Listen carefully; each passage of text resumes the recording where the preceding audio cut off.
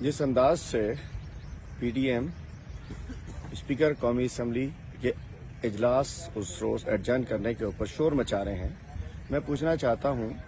इनकी एक जमात main peoples party Sindh में क्या कर रही है। वो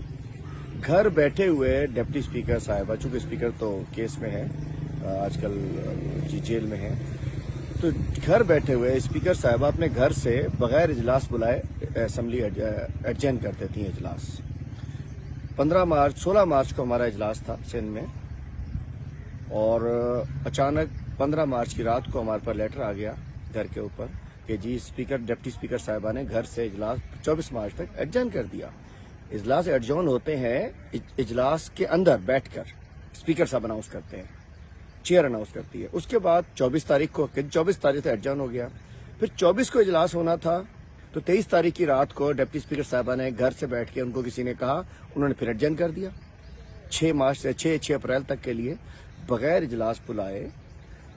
बगैर सिटिंग हुए, घर बैठ के 2 दफा इजलास एडजर्न किए गए हैं। मैं कहना चाहता हूं कि फिर इख्तियार तो इस पर असद कैसर साहब के पास भी होना चाहिए।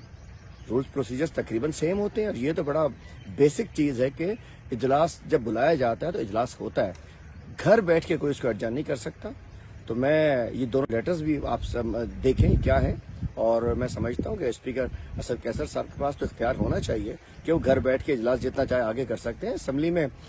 ठीक है, बिजनेस में आया हुआ है, बिजनेस होने का, हमारे भी दोनों इजलासों के हमारे पास बिजनेस हमारे पास आ चुके थे, लेकिन उसके बाद एडजर्न कर दिए गए। तो ये भी एक इनका, इन चोरों का, इन चूहों का, इनका जो जमहूरियत की बात कर रहे हैं, ये मैं कहना चाहता हूं कि